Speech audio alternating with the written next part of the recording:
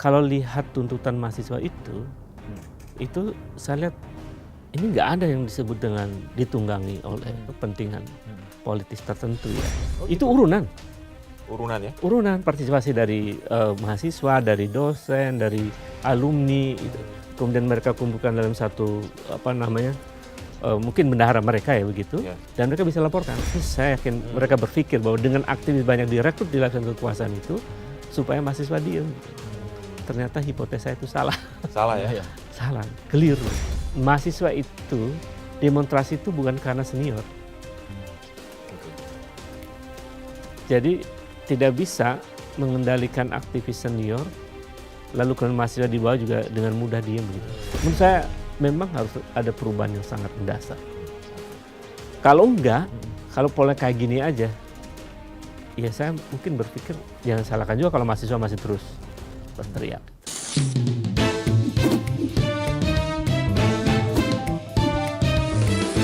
To the point aja. Halo Sobat Sindo, ketemu lagi di To The Point aja. Kita melihat beberapa waktu lalu aksi mahasiswa merebak gitu ya, ramai di jalanan menuntut bahwa pemerintah untuk segera bergerak.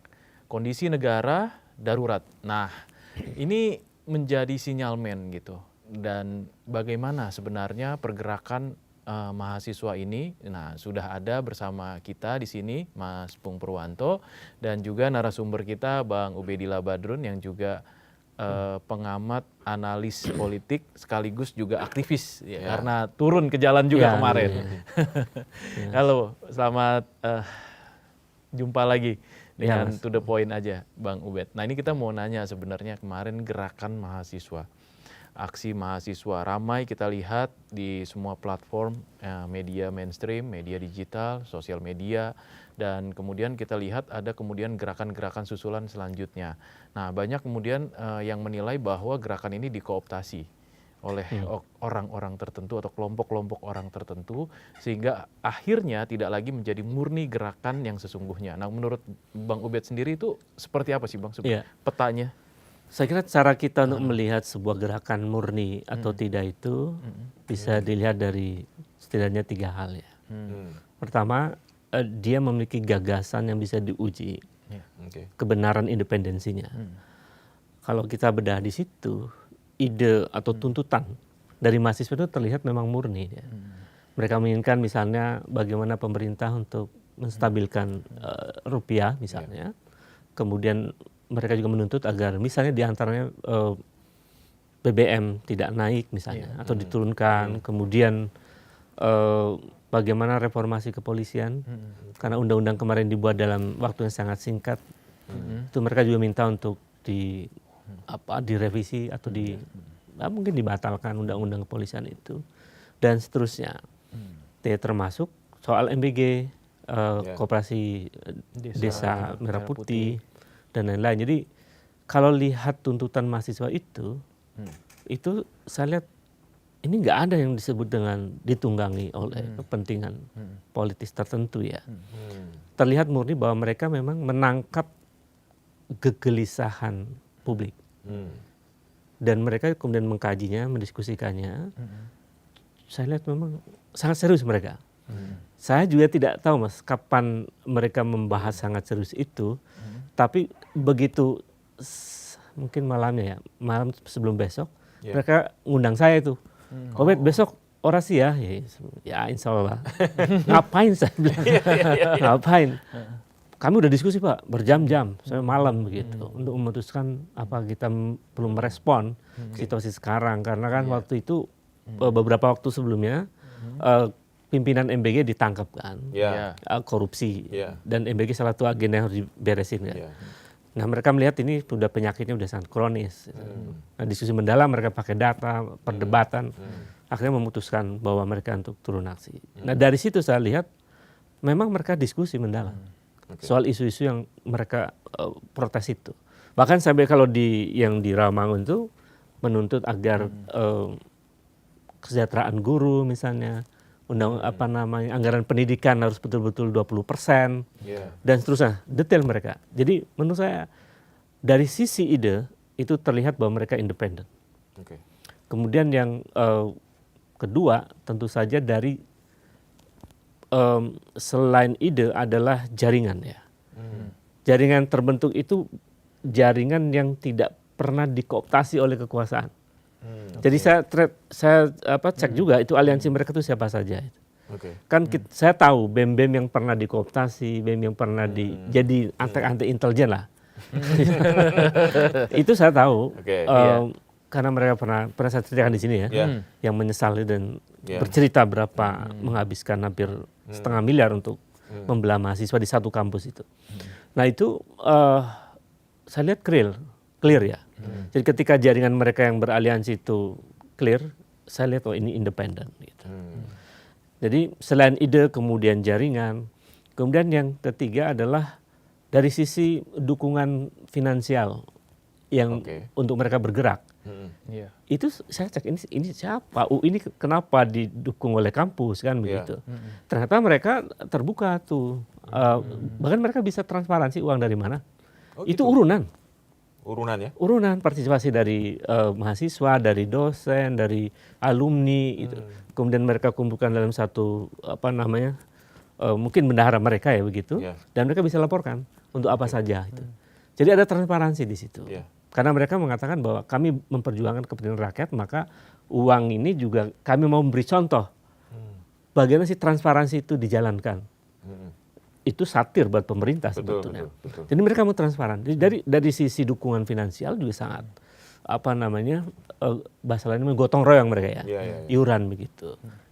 Jadi kalau kemudian kekuasaan menilai bahwa mereka dibiayai oleh oligarki, oleh koruptor itu terlalu jauh, itu mengada-ngada lah. Jadi menurut saya dari indikator-indikator itu saya cermati mereka masih on the track. Itu di hari pertama aksi ya. Pertama ya.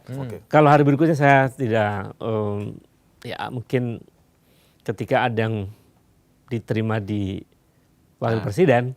Nah, saya lihat ada sesuatu yang janggal di situ misalnya. Meskipun ya kita bisa nunggu nanti kan proses melihat gerakan mahasiswa bisa diakhirkan nanti. Kita lihat ujungnya apa ini kan itu. Tapi bahwa hari-hari ini gerakan ini makin meluas di berbagai daerah.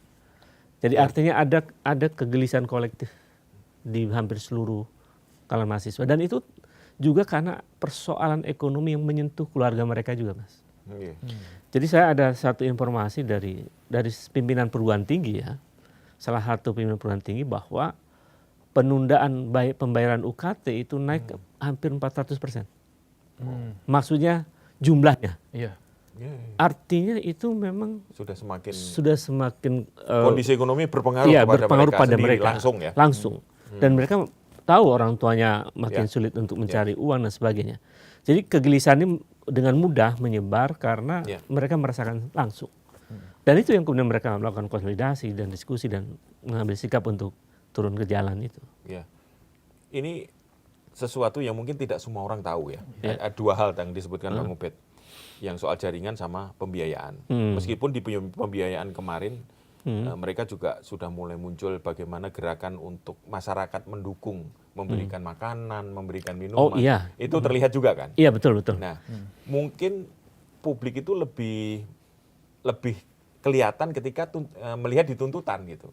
Ya kan? Tuntutan kelihatan sekali gitu. Nah, gimana caranya ini biar masyarakat ini kan ya ada yang awam informasi, ada yang memang ngulik gitu. Kalau orang ngulik pasti paham lah ya. Ini gerakan ini, tuntutannya ini, jaringannya ke sini kan. Kalau orang yang paham aktivis terutama akan mengerti. Tapi bagi masyarakat yang awam gimana nih Bang? Gimana biar bisa membedakan nih ini murni dan tidak murni gitu? Pertama tadi soal dukungan publik ya. Itu memang kita juga kaget. Ya emak-emak ada yang bawa minuman, bawa roti gratis gitu. kan. Dan dia bersumpah ini halal, kemudian tidak beracun dan semacam lah. Dan itu jaringannya lewat orang-orang media juga. Wartawan. Ini emak-emak mau dukung gitu. Sebenarnya langsung aja silahkan ke mahasiswa begitu untuk memberikan dukungan. Jadi itu artinya bahwa publik juga mulai sadar bahwa mahasiswa itu memperjuangkan kepentingan publik, kepentingan rakyat banyak. Bahwa kenapa sadar kan pertanyaannya publik itu karena mereka juga merasakan kondisi yang sulit Iya. dari kondisi sekarang. Nah kemudian tadi soal independensi dari tuntutannya. Sekarang pertanyaannya siapa sih yang tidak setuju agar mata uang rupiah itu kembali stabil? Iya. Semua orang setuju. Iya. Apa sih yang tidak setuju agar harga BBM terjangkau? Iya. Semua orang Semua setuju. setuju. Siapa sih yang tidak setuju kalau MBG di moratorium, Ya, betul. dievaluasi mendasar Iya. begitu? Semua orang setuju. Dan fakta empiriknya memang ternyata betul narasi mahasiswa itu bahwa MBG itu ada istilah maling bergetok gizi kan misalnya dalam tanda petik ya. Iya. Karena memang kan ternyata maling kan elitnya terbukti korupsi yang menurut Kejaksaan Agung dugaannya hampir triliunan kan begitu. Iya. Jadi dari ide-ide itu kita nggak bisa menyimpulkan bahwa mereka didalangi atau ada kepentingan lain. Iya. Dari situ sebetulnya kita bisa tahu bahwa kepentingan yang disampaikan mahasiswa adalah kepentingan rakyat banyak, Oke. bukan kepentingan segelintir orang atau bahkan elit kekuasaan. Kalau mungkin ada persamaan ide antara ide mahasiswa dengan kekuatan-kekuatan politik yang ada, itu soal ide, berarti ide itu ide yang diterima oleh banyak orang. Oke. Sama seperti di zaman Soeharto, ketika ide kita minta BBM turun, kan waktu itu ada juga kekuatan politik yang setuju, Iya. kelompok oposisi misalnya, Iya. setuju. Jadi ide, jadi kekuatan gerakan itu pada ide. Oke. Mengenai apakah semua orang akan setuju, Nah, latar belakang politiknya apa, itu urusan lain. oke. Yang penting dia setuju pada ide itu. Iya. Itu juga untuk menghindari gangguan psikologis di antara mahasiswa tuh. Iya. Karena kan mahasiswa saling curiga mas. Iya, betul. Saling curiga ini nih dari partai A, Orangnya partai B, ini nih, ya kan, orangnya itu, orangnya gitu ini, ya. orangnya Iya. itu. Jadi sebetulnya yang dipentingkan itu adalah keberanian mahasiswa meletakkan ide dalam meja perdebatan yang equal di situ. Iya. Kalau idenya itu kelihatan kok. Kalau ide gerakannya itu dari partai tertentu misalnya, dari kekuatan politik tertentu, itu kelihatan akan diuji oleh mahasiswa. Oh. Dari Oh, ini mana idenya? disusupi. Apa argumennya? Apa datanya? Oke. Apa? Ketika argumennya lemah, ketahuan. Oke. Jadi sebetulnya mahasiswa kan juga punya otak ya. Betul. Mereka juga cukup punya kemampuan metodologis. Gitu. Jadi mereka bisa menguji. Nah, saya kira itu, Mas. Tapi biasanya ketika ada gerakan lain yang mencoba mengaburkan tuntutan yang murni tadi, yang tadi ide-ide tentang kebijakan publik Iya. yang memberatkan masyarakat, itu mereka biasanya memasukkan tuntutan itu dulu, baru nanti menitipkan, menyisipkan satu poin yang memang mungkin menyerang orang, menyerang kelompok tertentu gitu biasanya. Jadi orang ketika ngomong dibuai dulu dengan itu, wah kita setuju nih BBM tapi ini juga kelompok ini, akhirnya mungkin yang di highlight media-media atau publik akan mengarah yang ke sana gitu karena nunjuk orang gitu. Nah, gimana? Gerakan mahasiswa itu kalau disebut dia sebagai sebuah gerakan ya, Ya. dia selalu punya disiplin organisasi, Mas. Oke. Jadi tidak mungkin pernyataan sikap itu muncul ujuk-ujuk di luar rapat mereka. Ah, Begitu ada ide yang oke. masuk di dalam tuntutan, Susupan itu. yang di luar rapat, Iya. itu pasti mereka ngamuk dan marah. Siapa? Itu bisa dihabisin tuh sama mahasiswa. Oke. Disingkirkan dari organisasi, minta diadili, minta maaf dan sebagainya. Jadi mereka punya mekanisme itu. Mekanisme. Jadi nggak mungkin tiba-tiba masuk tuntutan itu. Ah, Nah, jika itu ada baru, mereka Ya. masih rapat lagi. oh, Diskusi lagi, teklap. Kenapa ada masuk ini? Apa alasannya? Argumennya apa? Jadi mereka sudah terbiasa, mahasiswa itu dalam banyak studi tentang gerakan sosial itu, selalu mereka sebelum bergerak pasti diskusi. Ada riset. Jadi mereka udah punya divisi kajian, Mas. Jadi memang mereka mahasiswa itu kamu terpelajar lah. iya, iya. Mereka nggak mungkin mudah diprovokasi. Tidak mungkin juga suruh konferensi pers dititipin ini pernyataannya kan. Kayak kemarin yang ngaku Iya, BEM iya. Fakultas Bersatu itu. Nah, itu baca itu kelihatan tuh Iya, dari mana iya. itu pernyataannya. Jadi Iya, iya, iya. apalagi menyudutkan gerakan mahasiswa ya. Nah, itu. Ini menarik nih. Jadi Ya, saya lihat wah ini kelihatan kan mana yang murni dan mana yang tidak murni gitu. Tapi kalau dilihat Bang Ubed, ketika saat ini ya gerakan mahasiswa nih ya, yang memang murni tadi ya, gerakan sosial. Nah terus kemudian ada yang disusupi tadi, sekarang kan sistemnya nggak lagi menyusupi, tapi membuat tandingan, membuat pembanding lah, gerakan BEM yang juga kali. Iya, BEM juga gerakan yang sama, Iya. namanya sama, ya kan, tapi tujuan atau poin-poin untuk unjuk rasanya itu atau aksinya itu berbeda. Nah ini masyarakat sebenarnya kan kemarin sempat bingung gitu. Ini apakah mahasiswa yang sama atau mahasiswa yang lain gitu? Atau ini memang aktor-aktor intelektual yang bermain atas nama mahasiswa? Iya. Jadi selalu dalam sejarah gerakan mahasiswa di Indonesia, mungkin juga negara lainnya, selalu ada upaya untuk membelah. Selalu kalau tidak berhasil membelah, dia menciptakan tandingan. Nah yang terjadi dalam hampir kurang lebih 10 tahun terakhir ini, itu melakukan pembelahan dari internal, lalu menghadirkan tandingan. Kalau ada BMSI yang masih murni misalnya, lalu BMSI-nya dibelah. Ya udah dibelah lagi. Karena ada banyak BEM-BEM itu kan. Ada BMSI Kerakyatan, BMSI Rakyat Bangkit, BMSI Nusantara, BEM macam-macam lah. Yang terbaru BEM Fakultas Bersatu ya kan. Jadi itu upaya untuk melemahkan gerakan mahasiswa.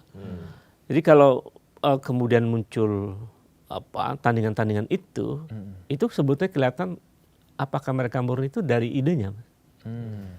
Jadi apa sih ide mereka itu? Ya? Tuntutannya. Kalau tuntutannya sudah tidak masuk akal, kemudian tidak menunjukkan sebagai kepentingan rakyat banyak misalnya, bahkan di dalamnya menyudutkan sesama aktivis itu biasanya dia tidak murni. Misalnya kasus terakhir kan kayak BEM Fakultas Bersatu itu, kan saya menyebutkan nama salah satu tokoh mahasiswa ya kan, menyudutkan gitu. Itu saya kira kelihatan. Saya sempat berpikir ini mungkin tadi saya sebut bahasanya ya, antek-antek intelijen. Dugaan kuat saya adalah antek-antek intelijen yang beroperasi lama dan itu ternyata saya telusuri itu anak-anak lama memang. Ngaku pengurus BEM, misalnya ada ngaku pengurus BEM dari Fakultas Psikologi UNJ gitu. Ternyata dia sudah lulus, Mas. Jadi bukan mahasiswa lagi. Bukan mahasiswa lagi. Itu banyak yang di situ kan? Iya. Banyak yang di situ. Angkatan tahun 2000. Oke. Waduh. Sudah lulus. 2000. Ngaku jadi ketua BEM representasi dari BEM Fakultas. Tua itu sekarang Mas, kalau tahun 2000. Wah, itu parah. Jadi itu kelihatan banget ininya antek-antek. Tadi saya sebut dugaan saya antek-antek intelijen itu. Tapi ada juga yang fakultas yang nggak ada BEM-nya, tapi ada namanya di situ. Iya, jadi itu dia mengatasnamakan BEM Fakultas dari UNAS misalnya. Ternyata di UNAS itu nggak ada BEM. Kemudian BEM Fakultas dari Unpam. Ternyata di Unpam tidak ada BEM. Belum lagi dari Sekolah Tinggi Setiami itu mengatakan kami nggak pernah mengutus orang ini. Itu nama-nama yang diklaim ya. Klaim saja dan bahkan mahasiswa nggak jelas itu. Artinya itu bisa dibaca mereka gagal melakukan pemecahan internal BEM yang murni, sehingga mereka harus membuat tandingan. Gitu ya? Iya, karena kemarin itu bahkan yang turun ke jalan itu tidak hanya BEM kan, tapi juga ormas, betul. Ormas mahasiswa ya, kayak HMI, turun semuanya, PMI, GMNI, ikut ya, PMKRI dan seterusnya itu turun. Jadi hampir semua mahasiswa yang tahu problem bangsa ini, mereka turun. Nah, begitu ada tandingan BEM Fakultas Bersatu itu, jadi aneh. Nah, itulah kelihatan bahwa dia tidak murni. Nah, saya kira di situ. Jadi dengan mudah lah kita bisa mendeteksi dari tuntutannya, kemudian dari aktor-aktornya, individu mahasiswa yang mengaku BEM Fakultas Bersatu itu, ternyata ya itu mereka sebut cacat etik gitu. Artinya orang langsung bisa ngecek sebenarnya ini anak siapa, fotonya siapa, orang mana, ternyata tidak sesuai dengan yang disampaikan gitu ya. Malah saya menganalisis ini kelompok ini yang pernah mendemonstrasi saya, Mas. Yang demonstrasi ke kampus, minta saya dipecat itu. Saya lihat ini kok ada kampus yang mirip-mirip. Ada 2-3 kampus lah sama yang ikut. Pasti Bang Ubed kok mainnya itu lagi. Kok nggak kreatif sih? Jadi mudah ketahuan. Nah, kejadian di Jogja ini cukup pelik juga ya bagi publik memahami. Kan terjadi perdebatan di satu diskusi yang dihadiri oleh pejabat. Kemudian orang itu melihat ujungnya. Ini kenapa mahasiswa intelektual kok membubarkan diskusi gitu? Nah, ini gimana nih? Kayak gini-gini kan juga bagian dari itu. Penting ini disampaikan. Ya, ini Pertama, penting. saya mau mengatakan bahwa mahasiswa tidak membubarkan diskusi. Oh gitu. Iya. Oke. Tapi situasi yang membuat kemudian menjadi bubar. Oh, Ya. oke. Lalu yang kedua, mahasiswa itu tidak mungkin anti dialog. Oke. Karena mereka juga tahu bagaimana universitas itu memelihara tradisi diskusi. Iya. Yang terjadi kemarin itu adalah yang saya cermati, itu adalah ekspresi dari kekecewaan mahasiswa yang bertubi-tubi. Menumpuk ya. Menumpuk. Utusan pemerintah sering dialog, tapi langkah-langkah konkret kebijakan pemerintah tidak seperti yang dibayangkan oleh mahasiswa misalnya. Di saat yang sama kan itu diskusinya nggak equal kan. Iya. 3 orang semua pejabat, Iya. nggak ada mahasiswa di situ Betul. yang menjadi panelis, Iya. tidak ada guru besar UGM yang jadi panelis. Jadi dari sisi diskusi pun tidak imbang di situ. Iya, artinya tidak sejajar. Tidak Itu sejajar, betul. sebetulnya sosialisasi yang berlindung di dalam Di dalam menumpang bersembunyi isu. dalam narasi Iya. diskusi ya kan. Iya. Jadi menurut saya kita tidak bisa menyudutkan mahasiswa bahwa itu mahasiswa membubarkan forum diskusi lalu ada narasi mahasiswa anti dialog, enggak. Itu ekspresi dari kekecewaan yang bertubi-tubi yang dirasakan mahasiswa, dan saya cermati ini siapa mereka ini kan, mahasiswa ini kan berani sekali mereka. Bahkan menantang Budiman ya kan, dan lain-lain. Saya lihat memang mereka tumbuh dari tradisi kritis yang kuat. Iya. Mereka melakukan banyak studi tentang isu-isu misalnya gerakan sosial dari kanan sampai kiri begitu. Tentu basisnya saintifik ya dalam ilmu sosial itu. Lalu kajian yang mendalam itu yang kemudian membuat mereka tuh membentuk namanya Serikat Mahasiswa UGM, SEMA. Itu SEMA. gantinya BEM. Jadi Tio itu ketua BEM UGM terakhir. Dan sekarang udah nggak ada BEM lagi. Sekarang sudah nggak ada. SEMA itu. SEMA, sekarang SEMA. Nah saya lihat yang kritis mengkritiki Budiman dan lain-lain di forum itu, Nusron itu, di antaranya saya cermati ada yang aktivis Serikat Mahasiswa UGM itu. Jadi artinya mereka secara organisatoris juga memang hasil diskusi mengapa mereka bersikap seperti itu. Ini yang saya cermati, Mas. Jadi itu ekspresi anak muda kok. Itu kan juga artinya manajemen forumnya nggak berhasil menciptakan suasana yang hangat dan menerima kritik. Apalagi bahasanya cenderung resisten juga kan. Jadi menurut saya ya kita tidak dapat dibenarkan kalau kemudian mahasiswa anti dialog gitu, membuat tidak. Saya melihatnya nggak itu konteksnya. Konteksnya lebih kepada ekspresi dari kekecewaan bertubi-tubi. Mahasiswa ini dalam 5 tahun terakhir kan terlalu banyak kecewa, Mas. Iya. Mahasiswa ingin banyaklah. Undang-undang KPK tidak direvisi. Demonstrasi besar nggak didengar. Omnibus Law juga begitu kan, nggak didengar. Dan sebagainya. Kemarin Prabowo juga banyak yang nggak mendengarkan. Mahasiswa ingin misalnya diantaranya tidak ikut BOP misalnya, tapi kan dan seterusnya banyak itu kritik-kritik yang disampaikan oleh. Tapi kan kalau kita lihat ya dengan kondisi yang sekarang gitu ya, narasi-narasi yang terbentuk ini kan kadang-kadang kan bisa mengubah persepsi, termasuk menjelekkan si mahasiswa itu sendiri dan aksinya gitu. Nah ini apakah mahasiswa itu harusnya juga bermain di narasi itu, ataukah membuat counter narasi terhadap itu atau gimana? Saya lihat sudah mulai mahasiswa melakukan counter narasi terhadap kelompok-kelompok yang mendiskreditkan aktivis mahasiswa yang murni ini. Misalnya mereka sudah membelejeti itu. Siapa-siapa sih yang kelompok yang mengklaim sebagai BEM Fakultas Bersatu itu. Udah dipublis, sudah dipublish oleh mahasiswa ini. Jadi mereka melakukan counter narasi terhadap upaya yang mendiskreditkan gerakan mahasiswa yang murni itu. Kemudian yang kedua juga mereka mulai paham bahwa sudah waktunya mereka melakukan attacking balik terang-terangan kepada kelompok-kelompok yang ngaco-ngaco ini. Saya kaget juga tuh udah narasi udah banyak tuh keluar, bahkan wanted begitu. Ada tadi. Udah muncul gitu. Jadi oh ini mahasiswa saya udah berani tuh membongkar Sudah paham siapa ya? sebetulnya mereka-mereka yang merusak kemurnian gerakan mahasiswa itu. Dan itu salah satu cara ya. Sehingga kemudian mungkin juga terjadi ini ya, serangan psikologis terhadap seperti misalnya pada Tio misalnya. Iya. Framing dan macam-macam lah, labeling dan seterusnya lah. Itu kan terjadi. Tapi saya lihat Tio tenang aja gitu. Tapi tentu waspada ya. Dan ya berbagai cara lah untuk menyerang Tio kan. Iya.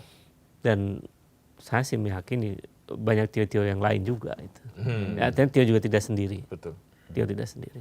Bang, kalau abang melihat ada 3 pejabat yang mantan aktivis lah ya, langsung turun ke Jogja. Oh iya.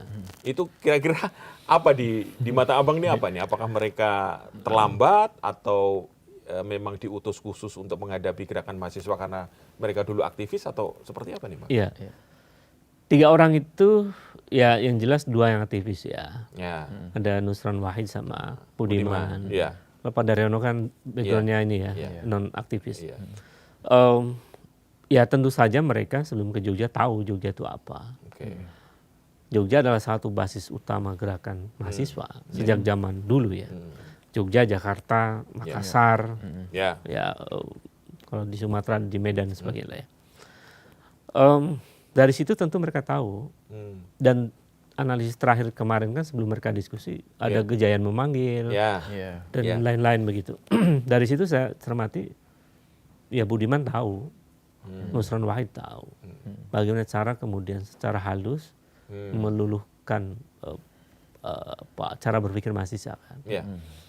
Mungkin ya dibungkus dengan diskusi tentang Pancasila lah macam-macam program dan mereka posisinya soal tanah kan, Nusron kan isu tanah ya misalnya.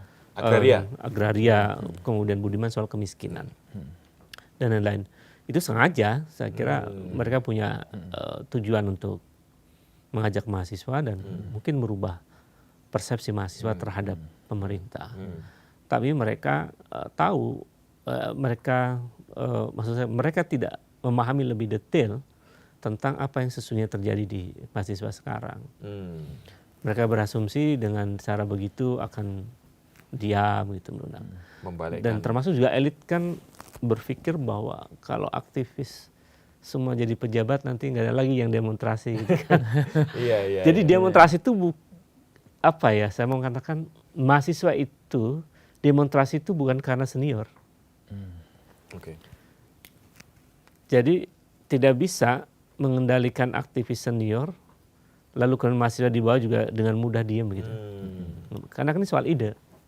Jadi ide dan konteksnya. Jadi ide yang menguatkan mereka bergerak dan konteks sosial politik yang menguatkan mereka bergerak. Jadi kalaupun senior mengatakan jangan demo, tapi secara sosioekonomi mereka tetap saja orang tua saya menderita kok gitu. Gimana saya nggak bergerak gitu bergerak, orang UKT naik tapi nggak punya dan macam-macam lah.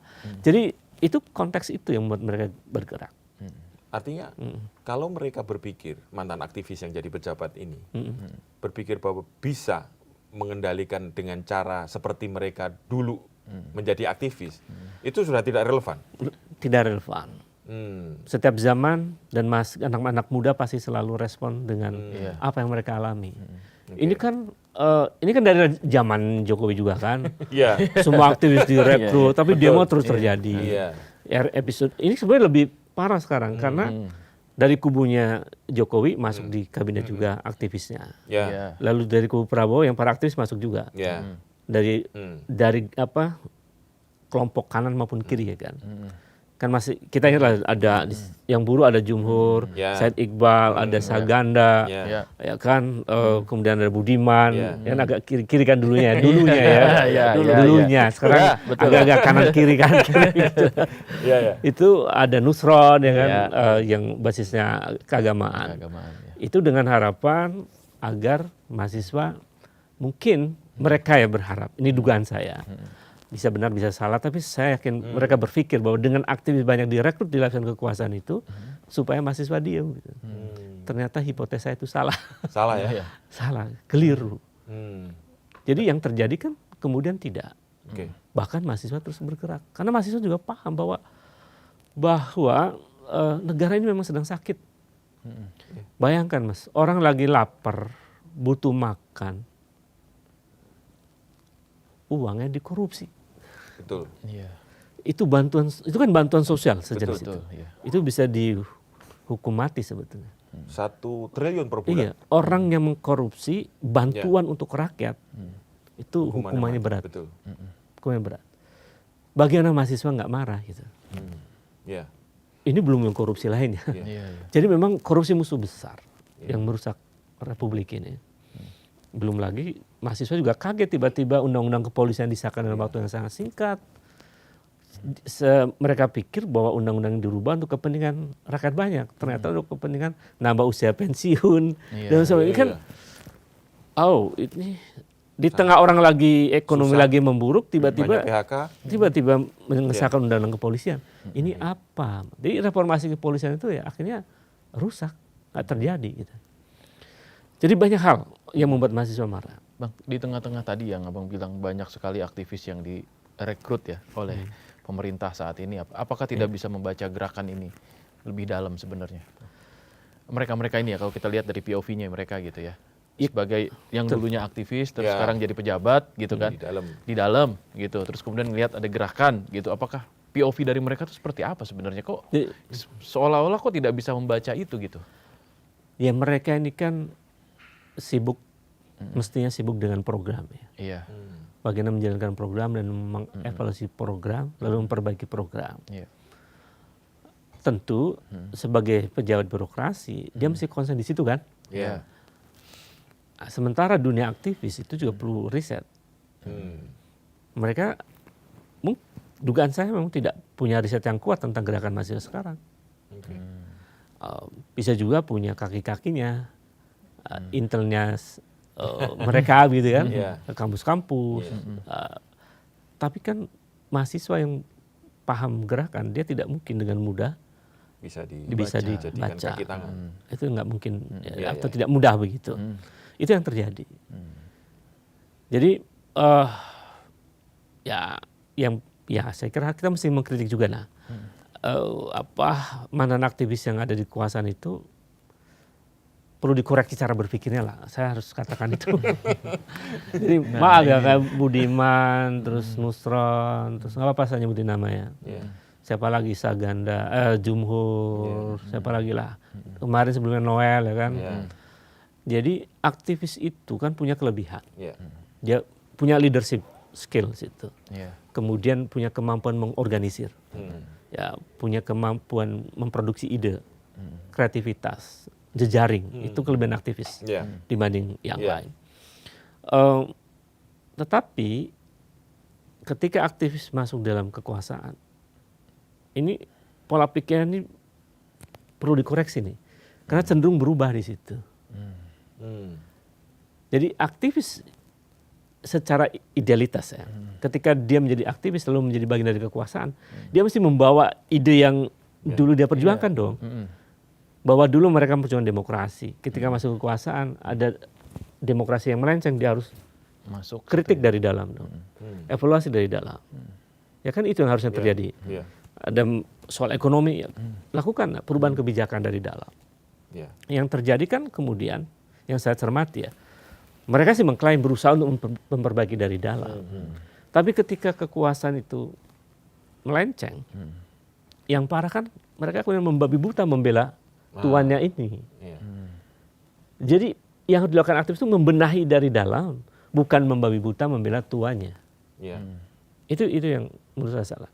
Apalagi kemudian pembelaannya dikonsumsi di area publik misalnya. Jadi menurut saya itu bukan aktivis. Aktivis yang sebetulnya itu dia akan terus membawa idealismenya untuk memperbaiki keadaan. Dan ketika kekuasaan itu melenceng, dia tidak punya otoritas moral untuk membela melencengnya kekuasaan itu. Kan mestinya nggak begitu tuh Mas? Iya, betul. Berarti kita sebutnya mantan aktivis harusnya. Iya betul, itu mereka para mantan lah ya.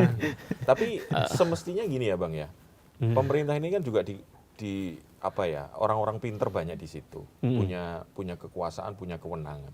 Tapi kok cara membacanya masih tidak berubah ya terhadap tuntutan masyarakat yang sangat dinamis. Bahkan dulu sudah ada demo pertama ya, yang besar, terus kemudian mencoba melakukan penyesuaian dengan tuntutan masyarakat publik yang melalui mahasiswa. Tapi sekarang kok muncul lagi gitu. Ini kan rezim yang rusak, Mas. Saya harus katakan itu ya. Jadi sejak awal itu bermasalah. Sejak dari awal ya. Saya pernah menyebut pemerintah ini membawa cacat bawaan. Oke. Itu problemnya. Jadi nggak bisa dia melakukan perubahan radikal. Misalnya contoh korupsi saja. Oke. Mahasiswa dan rakyat banyak semua membenci korupsi lah. Iya. Lalu Prabowo mengatakan bahwa akan mengejar koruptor sampai ke Antartika gitu ya. Tapi saya cermati enggak kok. Kan gitu. Iya. Bahkan ada yang masih bagian dari lapisan istana yang nilai korupsi dari ekspor gelap yang soal nikel itu dan macam-macam lah ya, nilai ratusan triliun. Betul. Oh, mereka masih ada di sekitaran istana. Saya harus katakan itu ya. Iya. Mereka masih ada di lingkaran istana, bahkan ya, bisa konferensi pers ya, dengan gagah seolah-olah memperjuangkan rakyat. Nggak bisa ya juga itu. Saya bilang, kenapa nggak dilakukan gitu? Iya. Kalaupun itu dilakukan perubahan sedikit-sedikit lah. Karena tadi catat bawaan itu, apakah juga dibaca sebagai bagian dari mahasiswa melihat, oh ini mereka udah mau melakukan perubahan gitu. Bisa nggak kayak gitu? Ya biasanya kan muncul kepercayaan publik ketika kekuasaan itu betul-betul misalnya menangani korupsi yang memang mahasiswa konsen misalnya. Misalnya begitu. Jadi ya. dipilih ya? Prioritas utama. Jadi buat prioritas begitu. Buat menurunkan tensi. Iya, jadi misalnya mahasiswa ingin korupsi dari sumber daya alam itu dibongkar. Meskipun mereka adalah bagian dari lingkaran istana misalnya. Kemudian dari kelompok-kelompok pendukungnya, orang terdekat yang korupsi dihabisin misalnya. Itu kan ya kita lihat menteri satu-satu lah. Jadi menurut saya perkaranya banyak yang menjerat sejumlah menteri kalau data lamanya dibongkar kan gitu. Jadi ya ini yang saya pernah menulis, inilah kleptokrasi, Mas. Jadi negara isinya para maling. Saya harus katakan itu karena ini sebenarnya momentum. Kegelisahan kolektif mahasiswa harus menjadi momentum untuk merubah bangsa ini menjadi lebih baik gitu. Jadi memang kita perlu perubahan radikal. Jadi nggak bisa kalau Prabowo untuk korupsi ya. Untuk korupsi. Ini ngeri karena udah ratusan triliun. Gimana kita nggak marah, sedih, campur aduk. Rakyat lagi susah. Korupsinya ratusan triliun. Itu kan. Jadi nggak bisa merubahnya dengan cara yang biasa. Harus dengan cara yang luar biasa. Termasuk memamerkan uang sitaan di kejaksaan yang tingginya bermeter-meter gitu belum cukup itu? Belum cukup lah, Mas. Itu kan drama ya. Gak perlu juga lah sampai itu. Gak perlu juga lah sampai tumpuk gitu lah. Uang dari mana? Sekarang uangnya di mana juga kita nggak tahu itu. Jadi nggak perlu juga. Itu kan berapa triliun? 10 triliun ya? Ada ratusan triliun ini masih dibiarin. Jadi Prabowo masih mendengar nih. Itu pun kalau saya percaya Prabowo bisa melakukan perubahannya. Saya ya antara mungkin setengah percaya, setengah tidak ya, Mas. Bahkan cenderung tidak percaya gitu. Agak cenderung saya tidak percaya. Karena cara dia merespon kritik juga aneh kan. Artinya diskusi aja dikritik. FGD terus ya, macam-macam lah. Jadi ada yang kritik dibilang anti asing lah, anti oligarki macam-macam. Jadi aneh. Dari situ kan jadi kami juga nggak, ini gimana sih orang gitu. Harusnya seperti apa? Kritik itu kan bagus, Mas. Jadi kalau pemerintah itu melihat kritik tuh jangan melakukan penilaian dari orang yang mengkritiknya, tapi isinya. Kualitas kritiknya itu sekuat apa. Gitu. Lalu pemerintah merespon dengan agenda itu. Ya kalian kritiknya benar, terima kasih dan saya akan melakukan ini. Kan sederhana itu. Ada semacam corrective action di situ. Ini salah, saya akan koreksi, ini salah langkahnya. Yang terjadi kan nggak begitu. Mahasiswa mengkritik agar jangan jangan boros misalnya. Ya, PBN. Tiba-tiba kan kemudian boros. Iya. Ya misalnya. Masa mengkritik itu jangan buat undang-undang terburu-buru. Iya. Buat undang-undang terburu-buru. Hmm.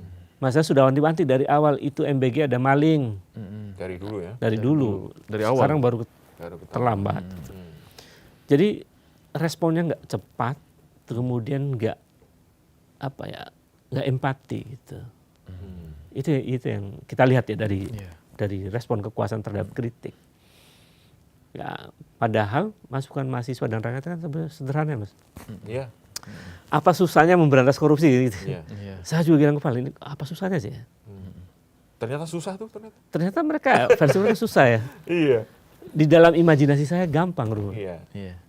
Undang-undangnya ada, Iya. Iya. punya KPK, Iya. punya Lembaganya Kejaksaan ada, Agung. Iya. Iya. Apa susahnya gitu. Iya. Jadi kalau merubah atau melakukan pemberantasan korupsi nggak bisa ya, artinya dua kemungkinannya, memang takut Hmm. atau dia bagian dari korupsi itu. kan itu logikanya ya. Iya. Iya. Kalau argumen lainnya sulit juga kan. Kan dia nggak berani pada sesuatu yang harusnya dilakukan begitu. Iya. Ada yang meyakini gini, Bang. Hmm. Mungkin nanti pendapat Abang penting di sini. Hmm. Presiden Prabowo sedang melakukan sesuatu yang akan membuat perubahan di sektor ekonomi. Mm-mm. Yang membuat beberapa orang yang menikmati keuntungan ekonomi selama puluhan tahun itu akan terganggu. Mm-mm. Nah, artinya dia sedang berjuang untuk itu. Dan sekarang situasinya adalah situasi yang akibat dari itu, perlawanan dari kelompok-kelompok yang disebut itu. Itu gimana, Bang? Ini logikanya jumping. Oh, itu samping. Oke, gimana, Bang? Jadi maksud gini ya. Di satu Iya. sisi yang lain bahwa Prabowo Oke. menurut juru bicaranya atau orang-orang yang meyakini itu, pendukung-pendukungnya Iya. lah ya. Bahkan masuk ke podcast yang saya tahu itu. Dia Iya. bilang jangan ganggu Prabowo karena Prabowo sedang fokus untuk membenahi oligarki lah saya sebutnya Iya. gitu kan. Iya. Iya. Oligarki yang macam-macam di ini. Iya. Tapi bagaimana kita bisa mengukur bahwa Prabowo melakukan itu? Hmm. Maaf ya misalnya. Hmm. Apa yang dilakukan Prabowo terhadap mungkin 9 naga, Hmm. terutama mereka ya, yang melakukan kecurangan pengelolaan sumber daya alam. Iya. Siapa? Iya. Lalu diapakan mereka? Hmm. Oke. Siapa di antara mereka yang dipenjara? Atau diperkarakan secara hukum? Setelah 10 tahun mereka menikmati kekuasaan, Iya. mendapatkan privilege, Iya. dapat proyek strategis nasional, Iya. angkanya triliunan begitu. Mereka juga punya privilege untuk mengambil Oke. kekayaan alam dan sebagainya. Apa yang dilakukan oleh Prabowo terhadap mereka? Kalau Prabowo betul mau membenahi atau mengevaluasi oligarki ini, kan ukurannya apa gitu, Mas? Jadi belum ada yang terlihat serius dari situ. Saya lihat apa? Sekarang tunjukkan pada kami bahwa Prabowo melakukan itu. Apa indikatornya? 1, 2, 3 itu loh. Oke. Di saat yang sama rakyat ingin harga sembako itu nggak mahal gitu. Hmm. Kenapa dia nggak memenuhi ini dulu misalnya? Kan itu. Daerah ingin agar transfer daerah itu kembali normal. Oh ya. Supaya angka pertumbuhan ekonomi daerah juga tumbuh. Kenapa nggak penuhin ini dulu? Tapi ngotot MBG kan itu.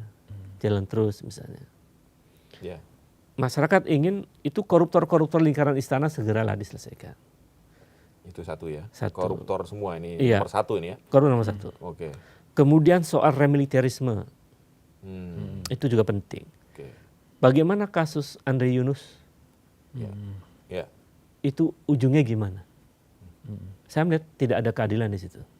Oke. Sampai sekarang. Belum soal reformasi kepolisian. Belum soal demokrasi yang makin memburuk.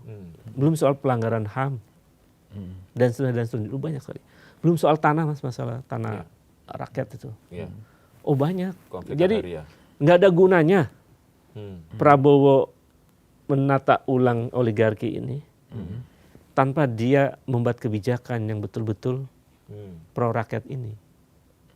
Kemudian kalau kemudian kelompoknya Prabowo itu mengatakan bahwa mahasiswa ngamuk ini, demonstrasi ini karena oligarki diganggu, itu yang saya sebut jumping itu, lompat logikanya. Coba buktikan sekarang, yang menyatakan mereka kan begitu. Coba buktikan bahwa mahasiswa itu bergerak karena oligarki. Apa buktinya? Pemerintah punya sejumlah alat yang sangat canggih untuk mendeteksi apa betul oligarki membiayai gerakan mahasiswa itu. Apa betul koruptor itu membiayai gerakan mahasiswa itu. Jangan asal ngomong ya pemerintah, ini omong-omong doang kan. Jadi saya nggak apa-apa nih untuk supaya Prabowo dan kekuasaan ini betul-betul terbuka gitu. Buka-bukaan aja silakan udah. Kan kira gitu. Kalau mereka tanya siapa yang ratusan triliun koruptor masih ada di lingkaran istana, ya nanti nanya saya akan jawab. Ya kan gitu. Jadi yang itu harus dilakukan oleh Prabowo. Yang menyentuh publik soal guru. Yang banyak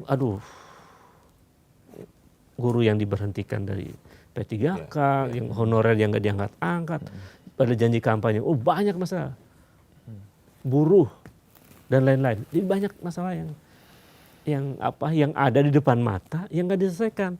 Lalu dia bersembunyi dengan alasan saya lagi sibuk benahin oligarki. Oh no, kan mereka menghibur tuh. Udahlah jangan kritik-kritik presiden, kasihan presiden lagi sibuk benahin oligarki. Loh ini rakyat matanya udah buta, wajahnya perih. Kenapa nggak diselesaikan dengan baik? Misalnya, hukumannya sangat ringan bagi para pelaku yang ini pelanggaran HAM berat. Jadi kayak gitu loh mas. Belum lagi yang tadi ya korupsi lah, soal demokrasi macam-macam. Jadi banyak yang di depan mata harus diselesaikan dan itu mudah. Tapi kenapa tidak dilakukan? Kalau dikatakan sekarang lagi ditertibkan ekspor satu pintu, itu akan menambah pemasukan negara ribuan triliun, itu gimana itu? Kan problem kita itu kan di tata kelola mas. Coba periksa yang satu pintu itu manajemennya seperti apa, tata kelolanya seperti apa. Ide itu bagus, sama dengan ide MBG bagus. Tapi itu menjadi berantakan kalau tata kelolanya juga sama. Jangan-jangan itu satu pintu juga menjadi alat instrumen juga untuk mengeruk pundi-pundi gitu. Kan kita patut mengkritik itu. Gitu. Jadi tata kelolanya dibenerin. Kan problem ekonomi kita kan sebetulnya di tata kelola diantaranya. Yang kedua ya di sektor real kita masalah memang. Ini kan rupiah agak sedikit naik dikit ya, karena kan intervensi BI ya. Lebih dari 12 miliar dolar. Padahal problemnya bukan di situ. BI sama Menteri Keuangan ya jadi kayak petugas pemadam kebakaran nih mas. Masalah ekonomi kan di sektor real.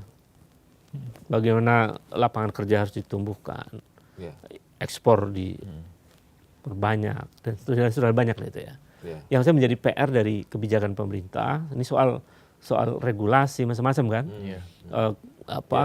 kepastian hukum dan semacam lah itu banyak harus dibenahi untuk membuat orang percaya bahwa ekspor satu pintu itu benar gitu loh. Jadi kepercayaan dulu nih. Iyalah. Kan yang problem harus dipulihkan. Iya, problem pemerintah sekarang orang nggak percaya. Tidak percaya. Apalagi bilang lanjutan dari pemerintah sebelumnya kan. Jadi Jadi itu mas, menurut saya memang harus ada perubahan yang sangat mendasar. Kalau enggak, kalau pola kayak gini aja, ya saya mungkin berpikir jangan salahkan juga kalau mahasiswa masih terus berteriak. Jadi sebenarnya gampang aja kalau mahasiswa biar diem. Perbaiki tuntutannya. aja, betul. Itu aja ya. Betul. Nggak usah turun-turun ke mana-mana. Oh iya, nggak perlu diskusi sampai kayak Budiman itu. Kasian juga Budiman capek-capek lah. Perbaiki aja gitu ya. Perbaiki aja, sederhana kan. Orang miskin gimana supaya nggak miskin terus, kan gitu. Korupsi diberantas, sederhana itu. Apa susahnya mau berubah yang baik? Jadi menurut saya sesederhana itulah. Kalau itu dilakukan ya, mahasiswa juga akan demo. UKT mahal, kurangi, subsidi pemerintah gitu, misalnya begitu ya. Sederhana itu. lalu apalagi orang tua mahasiswa sengsara, susah hidupnya, Iya. bisa pakai bantuan Ya. untuk keluarga kan. Pakai tentu based on data ya. Ya. Iya. Semuanya lah based on data. Jadi saya kira semudah itu sih ya. Semudah itu. Tapi Tidak perlu drama-drama ya. iya, tidak Iya. perlu drama-drama. Nggak Tapi perlu drama-drama. kalau misalnya belum sampai ini ya terpenuhi gitu ya. Iya. Itu mau sampai kapan, Bang Ubed? Mahasiswanya atau Iya, akan mahasiswa. turun lagi gitu. Akan turun lagi. saya sih cermati ya. Ini kan cenderung daya tahan orang tua mahasiswa juga Terbatas. terbatas ya. Saya hitung tuh biasa daya tahan tabungan itu kan sekitar 6 bulan ya. Ya. Jadi untuk biaya hidup mereka dan sebagainya. Ya, kalau dari sekarang bulan apa? Sudah Juni kan. Ya. Iya. Ini kan peristiwa sejak Maret sebenarnya. Ya. April, Mei, Juni, Juli. Juli, Agustus, September, ya, sampai Oktober lah. Ya. Kalau sampai Agustus, September tuh nggak ada tanda-tanda mencerahkan, Ya. saya nggak tahu apa yang akan terjadi ya. Wah. Apalagi nggak ada langkah konkret urusan-urusan yang fiskal itu. Ya. Wah, ini. Ya, saya kira itu. Jadi Agustus, September tuh situasi yang Iya. Ya. Pelik luar biasa, ya. pelik. Semoga saran-saran Bang Ubed didengarkan ini Amin. sama pembuat keputusan. Iya. Jadi tidak perlu canggih-canggih, cukup beberapa poin diperbaiki gitu ya. Dan tidak perlu capek-capek turun-turun Oke, baik. Dan tidak ada apa ya, tidak ada drama-drama lain lah. drama lagi ya. Dan mahasiswa pun juga tidak akan turun aksi ya pastinya. Iya. Dan tidak perlu juga pakai antek-antek intel di mahasiswa itu. Oke. Oke, terima kasih Bang Terima kasih, Ubed Bang Ubed. atas waktunya ini Ya. mencerahkan kita, memberikan insight, dan mudah-mudahan apa yang disampaikan ini juga bisa didengar ya, Ya, sama amin. pemerintah. Amin. Oke, Sobat Sindo, kita ketemu lagi di To The Point saja berikutnya. Sampai jumpa. Assalamualaikum warahmatullahi wabarakatuh. Assalamualaikum warahmatullahi wabarakatuh.